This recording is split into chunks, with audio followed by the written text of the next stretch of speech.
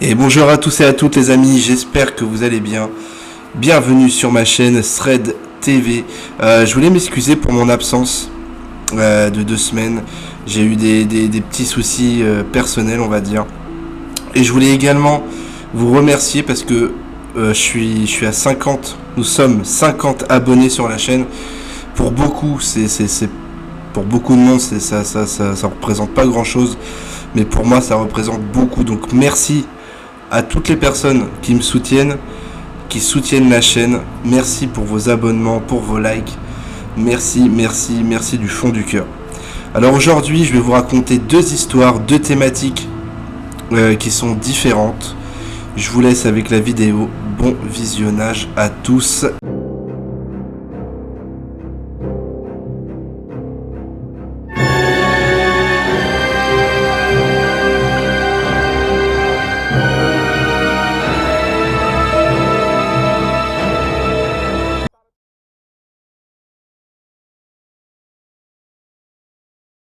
Bonjour, je m'appelle Célia.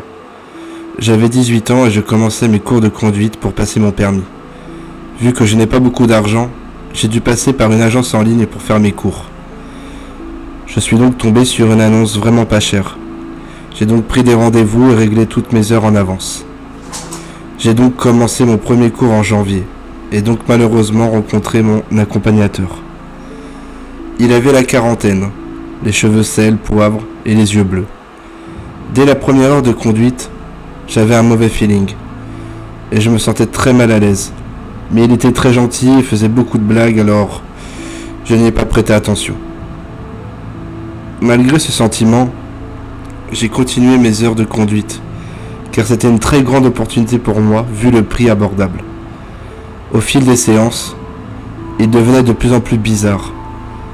Il me parlait de ses problèmes personnels et prenait toutes les occasions pour pouvoir avoir un contact physique avec moi, ce qui me mettait très très mal à l'aise. Il me posait aussi beaucoup de questions sur ma vie, comme par exemple si j'avais un petit copain. Il effleurait souvent ma cuisse avec ses mains, et quand il reprenait le volant, il se penchait sur moi. Il avait aussi pour habitude de proposer de me ramener chez moi, mais à chaque fois je trouvais des excuses pour l'en empêcher en lui demandant de me déposer dans un endroit public avec beaucoup de gens.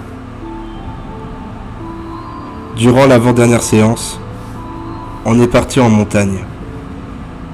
J'avais un très mauvais pressentiment, mais comme c'était bientôt la fin, je ne pouvais pas me permettre d'arrêter là. Au bout d'1 heure de conduite, il reprit les pédales pour selon lui m'emmener dans un endroit plus calme. J'ai donc rien osé dire, même s'il était différent de d'habitude et semblait beaucoup plus tendu. Au bout d'un certain temps, il s'arrêta sur un parking assez isolé et me demanda d'aller voir le capot, en prétextant que la voiture faisait un bruit bizarre. Pendant que j'observais l'intérieur du capot, il arriva par derrière et m'enlaça. J'étais tétanisé, je n'osais même plus bouger. Je fis semblant de rentrer dans son jeu de séduction par peur de l'énerver, en faisant croire qu'il fallait couper le moteur pour être plus tranquille.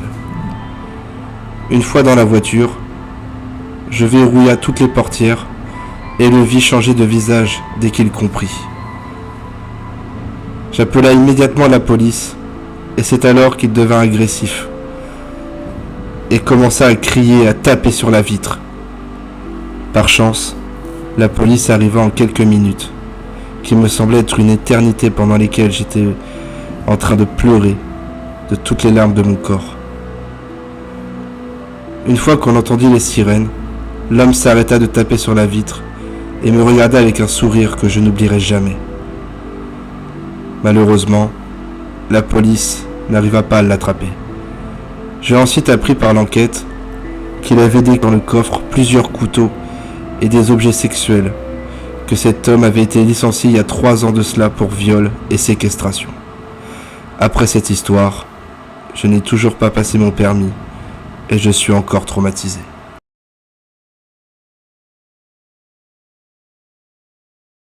Bonjour à tous, je m'appelle Baptiste. Je suis actuellement en dépression et par conséquent, je suis sous lourd traitement antidépresseur. La rencontre que je vais vous raconter s'est passée il y a 2-3 semaines, pendant que je promenais un de mes 2 chiens, pendant la nuit. Mes parents venaient de se séparer, et je suis sorti la nuit pour me changer les idées et penser à autre chose. Bref, la balade a commencé assez tranquillement pendant une demi-heure jusqu'au retour vers chez moi.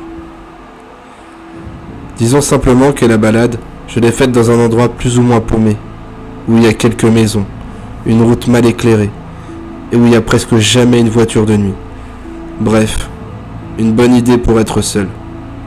Sur le chemin du retour, je passe devant un cimetière qui est donc fermé étant donné l'heure tardive. En arrivant devant le cimetière, mon chien, qui habituellement est très calme et gentil envers les humains, commence à aboyer en direction du cimetière et à grogner. À savoir qu'elle ne fait jamais ça habituellement. À force d'aboyer, je ne sais comment, mais un homme saute par-dessus la clôture du cimetière, de l'intérieur vers l'extérieur. Et il m'interpelle en me disant qu'il est perdu. Il faut savoir que j'ai pris mes anxiolytiques et du Xanax. Donc je suis un peu sous les vapes. Mais ma chienne, elle grogne envers l'individu devant moi. Je ne stresse pas. Et je lui dis dans quelle ville il est et comment atteindre le centre-ville pour qu'il puisse trouver un éventuel train. C'est à ce moment-là que je me rends compte d'une chose. L'homme est bizarre, comme s'il avait consommé du cannabis. J'ai à peine le temps de comprendre ce qui se passe, que l'homme sort un couteau de la poche arrière de son pantalon et s'attaque à ma chienne. Mais heureusement, elle arrive à lui mordre l'avant-bras et laisse son couteau tomber. J'ai à peine le temps de réagir que l'homme m'empoigne et me fait tomber en essayant de me frapper. Mais heureusement, j'arrive à le frapper dans les bijoux de famille pendant que ma chienne le remord au mollet. Quand j'ai réussi à me relever, je lui mets un coup de tête et le type ne bouge plus, mais il est toujours vivant. Je tape un gros sprint jusqu'à chez moi, environ 2 km, et je me pose dans mon lit complètement choqué par ce qui vient de se passer. Genre le type a juste essayé de me tuer ou je ne sais pas quoi d'autre. Et je me suis dit que heureusement que mon chien était là, sinon je serais sûrement mort aujourd'hui. C'est qu'il y a 2 jours que j'ai eu des news en lisant un article de journal que j'ai appris qu'un sataniste tuait des animaux pour ensuite faire des rituels pour je sais pas quoi. Bref, je sors plus le soir et encore moins près d'un cimetière. Merci à tous et à toutes de m'avoir regardé et d'avoir suivi cette nouvelle vidéo. Dites-moi en commentaire laquelle des 2 histoires vous a fait le plus flipper, celle que jamais vous ne voudriez vivre. On se retrouve pour un prochain épisode très prochainement. Prenez soin de vous. Bonne journée à tous. Bye bye.